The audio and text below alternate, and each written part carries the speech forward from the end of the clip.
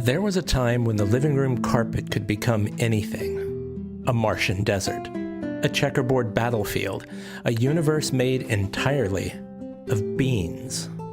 Yes, beans. Not action figures, not Hot Wheels, dried beans. I don't remember when I first spilled them on the floor, only that it felt like I was opening a portal to my mind. Pinto beans, navy beans, lentils if I was feeling avant-garde. They scattered like tiny planets across the Berber carpet, and that was the start of the show. I'd sit for hours in silence, mesmerized, moving beans with my hands, forming images and films and games in my mind's eye. They were little moving myths filmed in my imagination and acted out in real time. Sometimes I added segments of ball chain or metal washers to create landscapes.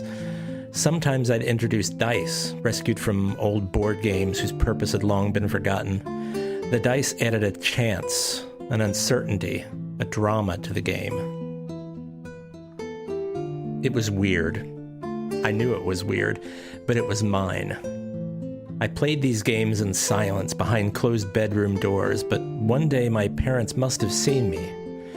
And somehow, beautifully, my parents didn't just accept it. They quietly delighted in it. One Christmas, I woke to find a full bag of pinto beans in my stocking. Just sitting there.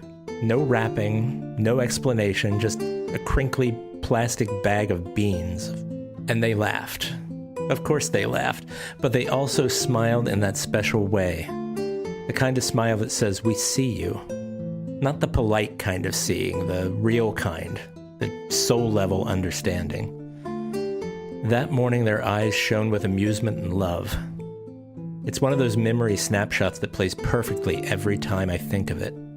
Two of the most important and most missed people I've ever known, just beaming at me while I held a bag of beans like it was a priceless artifact. And you know what?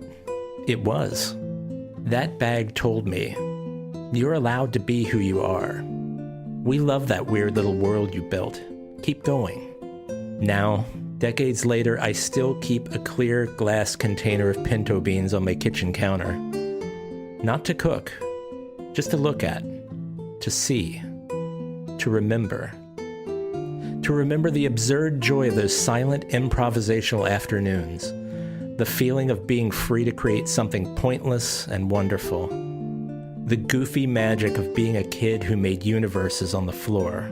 But most importantly, I keep them to remember the way my parents smiled at me that morning. The way their eyes sparkled, not out of spite of my weirdness, but because of it. They got me. And in this loud, fast, algorithmic world, being gotten is maybe the rarest gift there is.